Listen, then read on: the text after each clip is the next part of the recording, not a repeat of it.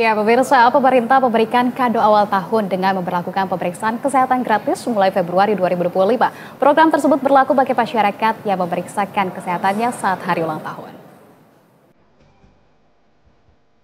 Pemerintah membagi penerima manfaat program pemeriksaan kesehatan gratis berdasarkan kelompok usia, mulai dari balita hingga lansia. Bagi bayi yang baru lahir hingga usia balita, pemeriksaan akan fokus pada penyakit bawaan lahir untuk antisipasi kecacatan atau kematian.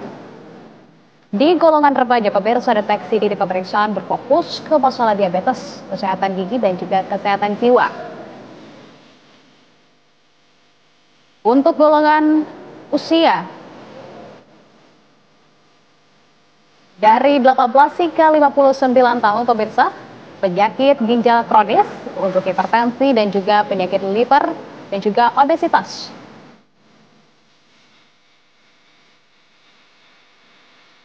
Kemudian fokus pemeriksaan kesehatan gratis berdasarkan usia di usia lebih dari 59 tahun atau lansia. Ini fokus pada penyakit jantung, osteoporosis, kebugaran, dan juga kolesterol.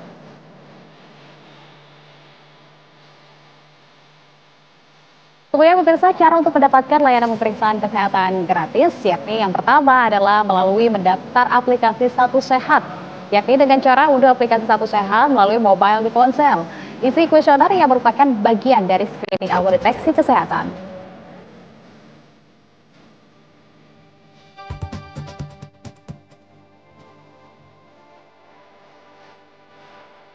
Dan juga yang kedua, pemirsa, mendaftar melalui puskesmas untuk datang ke puskesmas tepat pada hari ulang tahun dengan membawa kartu identitas atau KTP. Kemudian mendaftar ke petugas untuk melakukan pemeriksaan kesehatan. Apabila sudah terverifikasi oleh petugas, masyarakat dapat langsung melakukan pemeriksaan sesuai dengan kategori usia.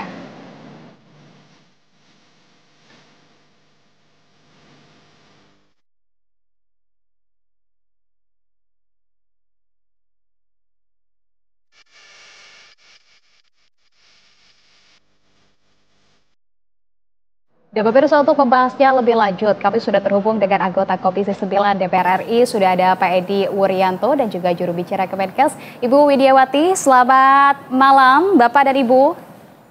Selamat malam, Mbak Anissa. Selamat malam, Mbak.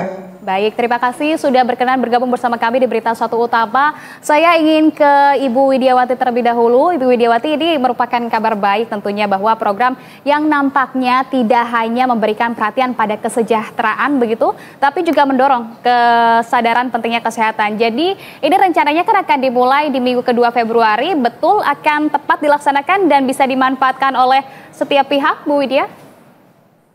Ya betul Mbak, insya Allah di minggu kedua Februari. Selamat malam dulu Pak Edi, selamat malam Pak Edi. Salam sehat. Ya, insya Allah di minggu kedua akan diluncurkan program cek kesehatan gratis. Kita biasa menyebut sekarang menjadi cek kesehatan gratis ya Mbak. Oke, nanti prosesnya dan juga mekanismenya seperti apa Ibu?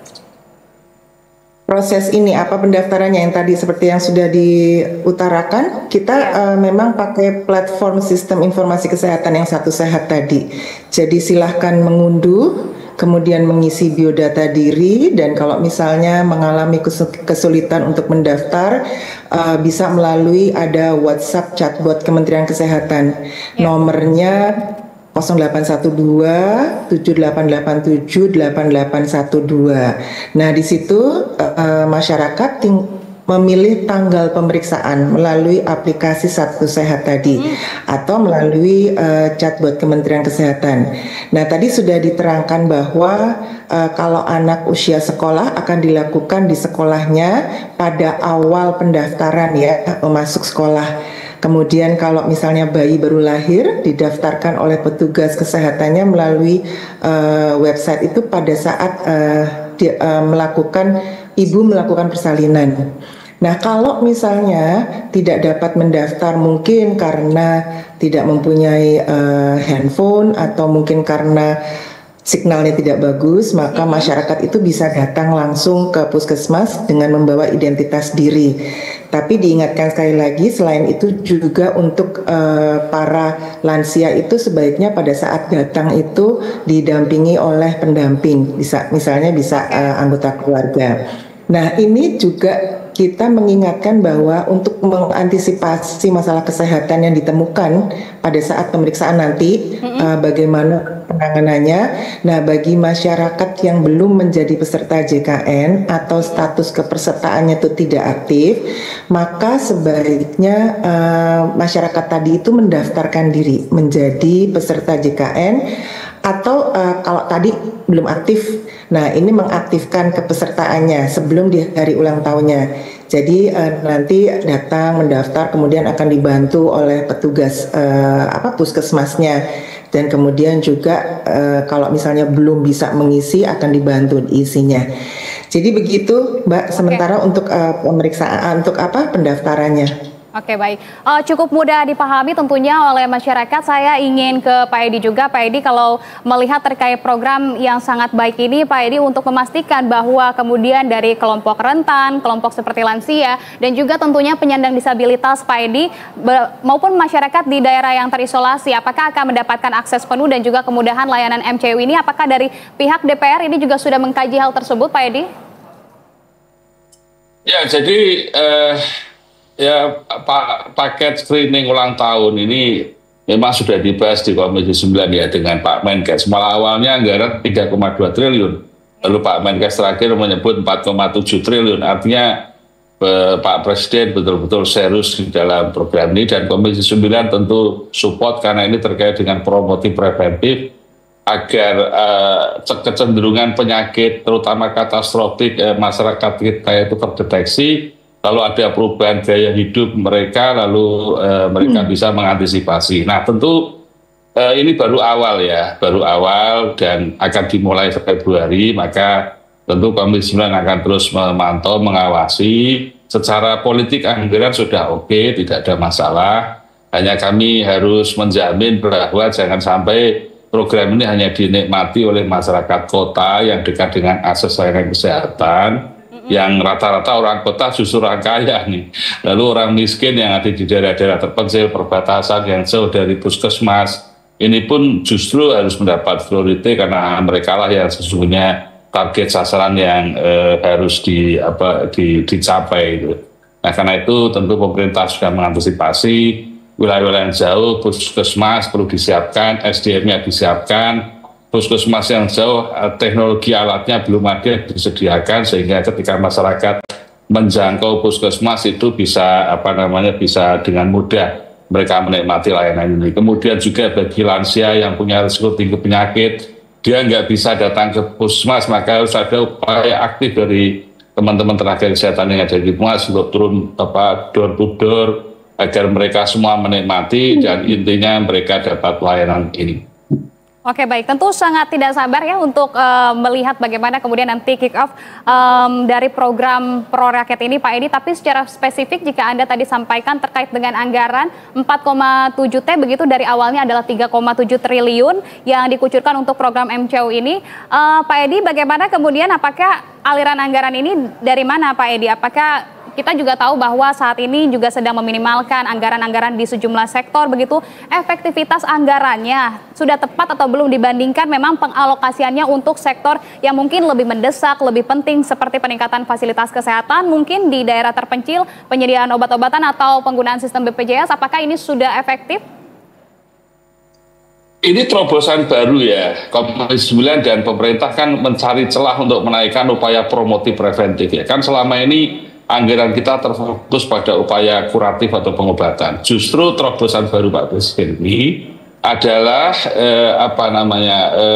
jaminan anggarannya harus dibicarakan dari awal. Maka 4,7 triliun yang disampaikan oleh Pak Menteri kepada Komisi 9 ini langkah besar menurut saya, dan tentu dari awal Komisi 9 sudah oke dengan anggaran ini. Ada masalahnya APBN.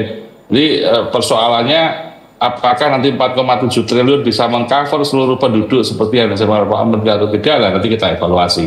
Tapi sebagai langkah awal tentu ini hal yang positif agar rakyat itu awareness, memiliki kesadaran tinggi terhadap penyakitnya atau kesehatannya, lalu dia memiliki pengetahuan tentang apa sih sebetulnya penyakit saya terkait dengan resiko-resiko, sehingga saya bisa merubah gaya hidup saya untuk menyesuaikan dengan kecenderungan penyakit yang saya alami. Saya kira ini langkah bagus. Oke. Oke, baik. Tentunya ini menjadi langkah preventif yang lebih hemat biaya ya dibandingkan nanti jika telat mendeteksi begitu malah jadinya pengobatan jangka panjang. Begitu ya Pak Edi ya?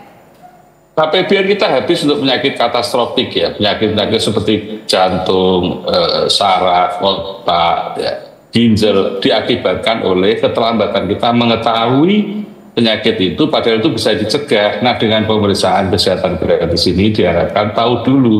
Lalu dia bisa melakukan upaya pencegahan. Endingnya adalah efisiensi pembiayaan kita dan APBN kita itu lebih irit untuk penyakit katastrofi karena lifestyle hidup kita bisa berubah dari akibat pemeriksaan kesehatan gratis ini. Oke, Bu Widya, saya ingin ke Anda terkait dengan anggaran 4,7 T ini, apakah ada kemudian potensi keterbatasan dari pengadaan maupun perbaikan jumlah fasilitas dan juga alat yang bisa disediakan begitu, karena kita juga perlu memastikan bahwa puskesmas terdekat yang menjangkau daerah-daerah pelosok ini juga tidak kemudian menjadi kendala baik itu dari fasilitas puskesmas terutama yang berada di daerah terpencil. Bagaimana kemudian mendeteksinya, Bu Widya? Ya baik Mbak, tadi seperti diutarakan dengan Pak Edi bahwa 4,7 triliun tadi sudah dibicarakan dan sampai sejauh ini memang sudah berkoordinasi dengan pemerintah daerah, terutama dengan dinas-dinas kesehatan untuk melihat apakah kelengkapan alat-alat yang dibutuhkan.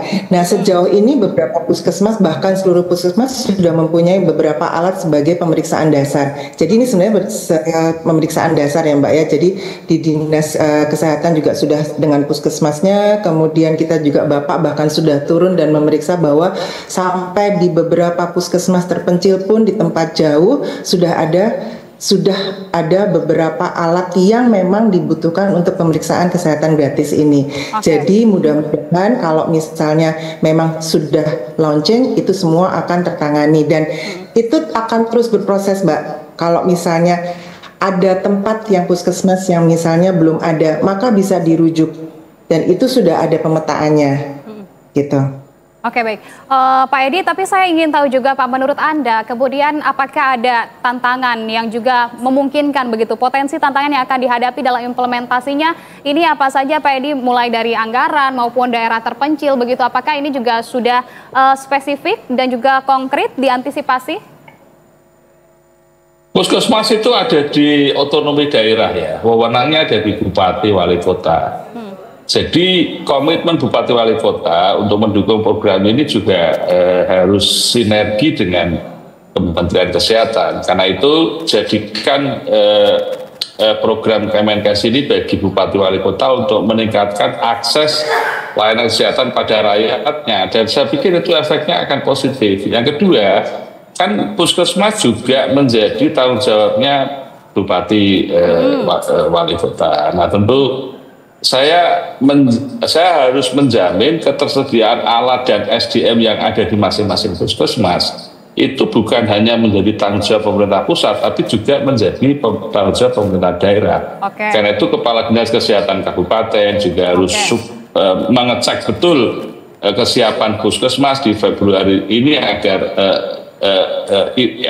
efek dominonya nanti bukan hanya kerja pemerintah pusat tapi juga pemerintah daerah agar semuanya bergotong royong untuk melayani kesehatan rakyat.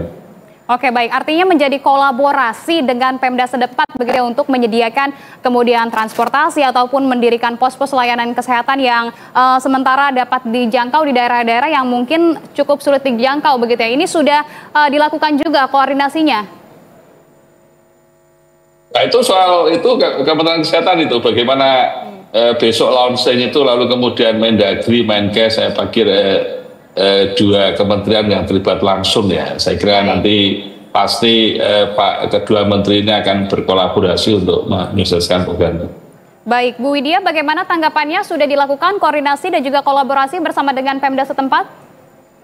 Sudah Mbak, kita sudah melakukan kolaborasi. Jadi sebetulnya ini adalah gerakan bersama Mbak. Jadi bermitra dengan kementerian dan lembaga-lembaga terkait itu adalah gerakan bersama untuk mensukseskan cek kesehatan gratis ini sudah dilakukan jauh-jauh hari untuk berkolaborasi supaya nanti pada saat launching tidak mengecewakan masyarakat dan semua bisa tertangani.